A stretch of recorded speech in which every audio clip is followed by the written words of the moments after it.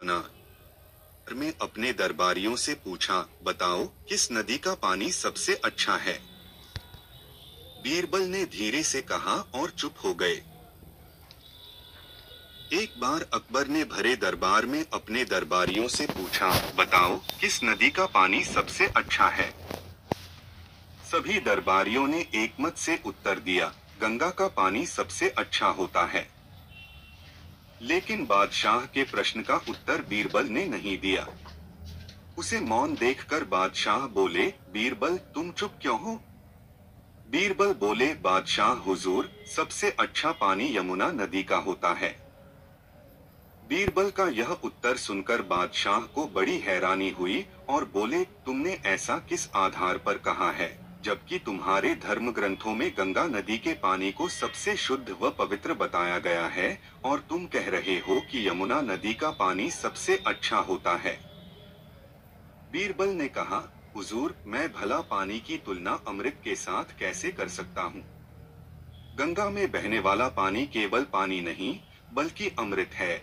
इसीलिए मैंने कहा था कि पानी यमुना का सबसे अच्छा है। बादशाह और सभी दरबारी निरुत्तर हो गए और उन्हें मानना पड़ा कि बीरबल सही कह रहे हैं। एक दिन अकबर ने बीरबल से पूछा, बीरबल, तुमने बहुत सारी कहानियां सुनाई हैं, जहां प्रेम, सच्चाई और समझदारी का महत्व दिखाया गया है। लेकिन मुझे यह जानना है कि सच्चा प्रेम किस प्रकार की परीक्षा से गुजरता है। बीरबल ने सोचा और कहा, जहांपनाह, सच्चे प्रेम की परीक्षा अक्सर साधारण चीजों में होती है। मैं आपको एक कहानी सुनाता हूँ। अकबर ने उत्सुकता से कहा, ठीक है बीरबल, सुनाओ। बीरबल ने कहानी शुरू की। एक बार एक गांव में एक अमीर व्यापारी और उसकी पत्नी रहती थी। व्यापारी बहुत धनवान था, लेकिन उसकी पत्नी बहुत गरीब परिवार से थी। दोनों के बीच गहरा प्रेम था। एक दिन व्यापारी की पत्नी ने अपने पति से कहा कि वह एक पुराने अजीब से बर्तन की तलाश कर रही है, जिसे वह अपने पुरखों से विरासत में मिली थी। व्यापारी ने कहा कि वह उसे ढूंढेगा और रात भर घर से बाहर रहा। वह व्यापारी कई दिनों तक गली गली घूमता रहा, हर जगह ढूंढा, लेकिन बर्तन नहीं मिला। एक दिन जब व्यापारी थककर घर लौटा, तो उसने देखा कि उसकी पत्नी ने एक सुंदर नया बर्तन अपने अलमारी में रखा हुआ था। व्यापारी को हैरानी हुई और उसने पूछा, तुमने बर्तन कहाँ से पाया। पत्नी ने मुस्कुराते हुए कहा, मुझे पुराने बर्तन की जरूरत नहीं थी। मैं जानती थी कि तुम मुझसे कितना प्यार करते हो, इसलिए मैंने तुम्हें इस परीक्षा में डालने के लिए ऐसा किया। व्यापारी ने समझा कि सच्चा प्रेम साधारण वस्तुओं से ज्यादा गहरा और सत्य होता है। उसका प्यार अपनी पत्नी के प्रति सच्चा और निरंतर था, और इसने उसे अपने प्रेम को और भी गहराई से समझने का मौका दिया। अकबर ने बीरबल की कहानी सुनने के बाद मुस्कुराते हुए कहा, बीरबल, तुम्हारी कहानी ने मुझे सच्चे प्रेम की गहराई समझा दी। यह सच है कि सच्चे प्रेम की परीक्षा साधारण और छोटे छोटे कार्यों में होती है, और यह प्रेम की सच्चाई और निष्ठा को ही दर्शाता है। इस प्रकार बीरबल ने अकबर को सच्चे प्रेम की परीक्षा की महत्वता समझा दी, और अकबर ने बीरबल की समझदारी की सराहना की। अकबर के दरबार में बहुत से दरबारी थे। उनमें सुल्तान खां बहुत धूर्त था। जब भी मौका मिलता, वह बादशाह के कान भरता रहता। वह हमेशा बीरबल का विरोध करता था, किंतु वह यह भी जानता था कि बादशाह अकबर बीरबल को बहुत ज्यादा चाहते हैं। वह दरबार में अपनी हैसियत मजबूत करना चाहता था। वह चाहता था कि उसके बेटे को दरबार में कोई पद मिल जाए। इसके लिए उसने सोचा, मैं हर दिन अपने बेटे को दरबार में ले जाया करूंगा और मौका मिलते ही जहांपनाह से उसकी सिफारिश करूंगा। बीरबल की तेज आंखों से यह बात छिपी हुई न रह सकी। उन्होंने सोचा कि सुल्तान खां अपने शैतान बेटे को अपने साथ लाने लगा है। दरबार में खजांची का पद खाली है। वह इस पर अपने बेटे को नियुक्त कराना चाहता है। एक बार की बात है, दरबार लगा हुआ था। तभी अकबर ने देखा कि सब लोग आ गए हैं। बीरबल अभी तक दरबार में नहीं आए हैं। उन्होंने पूछा, बीरबल कहाँ हैं? उनके पास खड़े हुए सेवक ने बताया, वे अभी तशरीफ नहीं लाए जहांपना। अकबर के चेहरे पर थोड़ी नाराजी दिखाई दी। सुल्तान खान ने बादशाह की ओर देखा और मन ही मन खुश हुआ। उसने अपने बेटे से कहा, बादशाह सलामत बीरबल से नाराज लग रहे हैं। यही मौका है अपनी बात कहने का। वह अपनी जगह से उठा और बादशाह से निवेदन किया, जहांपना, आजकल बीरबल दरबार के प्रति लापरवाह हो गए हैं। उन्हें दरबार के वक्त का पाबंद तो होना ही चाहिए। अकबर ने कहा, लगता है उन्हें सबक सिखाना पड़ेगा। सुल्तान खान ने उनकी हाँ में हाँ मिलाई और बोला, जी जहांपना। इस पर अकबर बादशाह ने सुल्तान खां से कहा, सुल्तान खां, तुम ही कोई तरीका बताओ। सुल्तान खां बोला, जी, आज आप उनकी कोई बात नहीं सुनिएगा। वे कुछ भी कहें, उसका एक ही जवाब दीजिएगा, नहीं। बादशाह अकबर ने उसकी बात का समर्थन करते हुए कहा, ठीक है, उनकी हर बात के जवाब में मैं नहीं कहूंगा। अकबर ने मन में सोचा, यह बीरबल को फंसाने की नई चाल है। देखते हैं कि इस बार बीरबल अपना बचाव किस प्रकार करते हैं। कुछ देर बाद बीरबल दरबार में उपस्थित हुए। उनके बैठने से पहले ही अकबर ने पूछा, बीरबल, तुम्हें देर कैसे हो गई? बीरबल ने उत्तर दिया, जहांपना, मेरी पत्नी की तबीयत ठीक नहीं थी, इसलिए। अकबर बोले, हमें तुम्हारी बात का यकीन नहीं है। बीरबल समझ गए कि इसमें जरूर सुल्तान खां की कोई चाल है। फिर भी उन्होंने कहा, मैं सच कह रहा हूं जहांपना, मैं माफी चाहता हूं। नहीं, माफी नहीं मिलेगी, अकबर ने सीधा सा उत्तर दिया। ठीक है जहांपना, तो फिर राजकाज के मामले निपटाए जाएं, बीरबल ने निवेदन किया। इस पर अकबर ने फिर नहीं में उत्तर दिया। बीरबल समझ गए कि आज बादशाह हर बात पर नहीं कहेंगे। उन्होंने पुनः निवेदन किया, तो फिर मुझे घर जाने की आज्ञा दी जाए। किंतु अकबर ने फिर कहा, नहीं, हरगिज नहीं।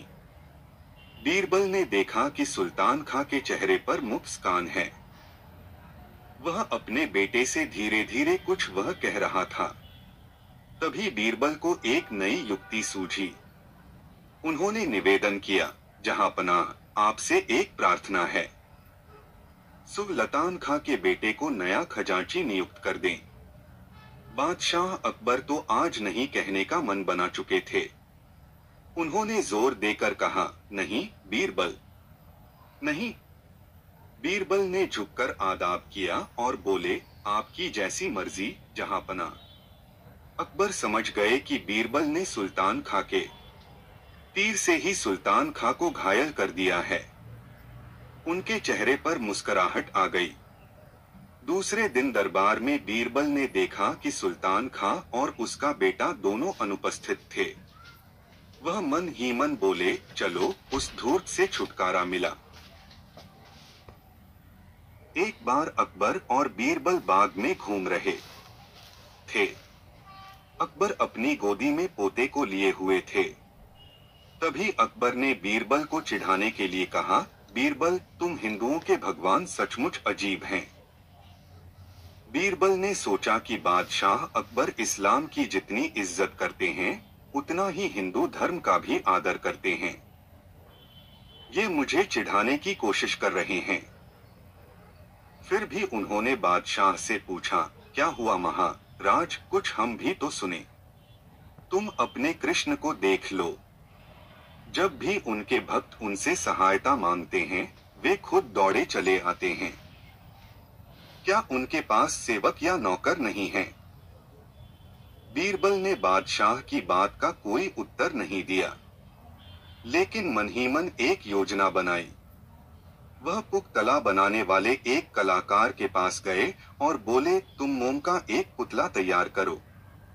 वह देखने में एकदम जहांपनाह के पोते जैसा होना चाहिए। शीघ्र ही पुतला तैयार हो गया।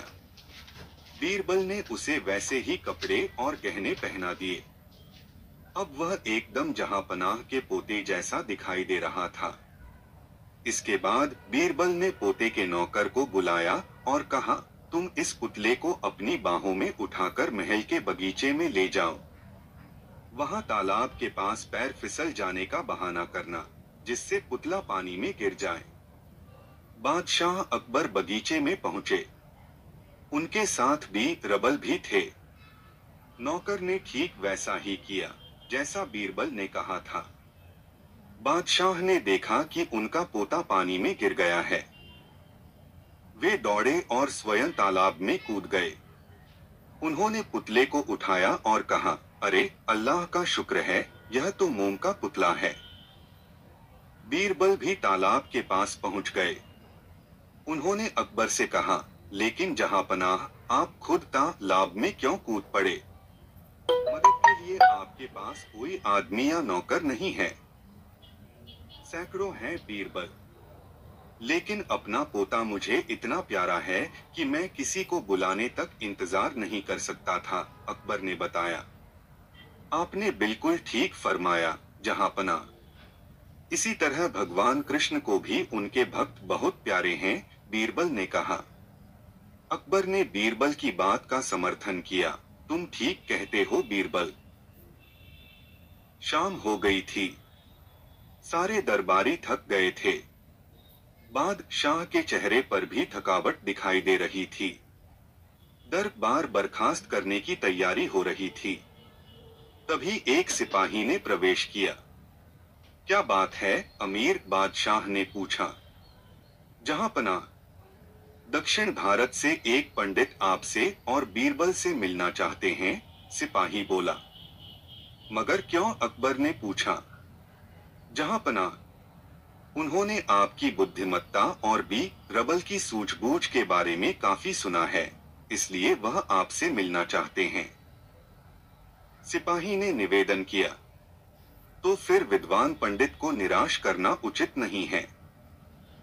उन्हें आदर के साथ अंदर ले आओ, अमीर बादशाह ने आदेश दिया। इसके बाद उन्होंने बीरबल से कहा, हम बहुत थक गए हैं बीरबल, इन पंडित जी से जरा जल्दी निपटना। तभी सिपाही पंडित जी को लेकर अंदर आ गया। अकबर तथा बीरबल ने पंडित जी का स्वागत किया। पंडित जी उनकी उदारता देखकर गदगद हो रहे थे। अकबर बोले, पंडित जी, आप बीरबल जी से प्रश्न पूछिए। पंडित जी ने ध्यान से बीरबल को देखा और पूछा, बीरबल, तुम 100 सरल प्रश्नों के उत्तर देना पसंद करोगे या एक कठिन प्रश्न का?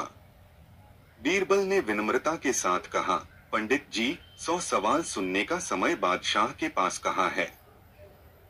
आप मुझसे एक कठिन प्रश्न है, पूछ लीजिए। तो ठीक है।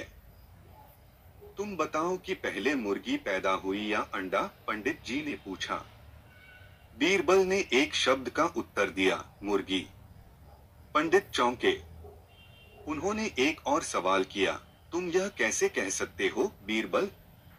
माफ कीजिएगा पंडित जी, आप यह दूसरा प्रश्न पूछ रहे हैं, बीरबल ने पंडित जी से कहा। बीरबल के कथन से पंडित मुग्ध हो गए। उन्होंने कहा, मैंने बीरबल की जितनी प्रशंसा सुनी थी, उन्हें उससे ज्यादा ही बुद्धिमान पाया।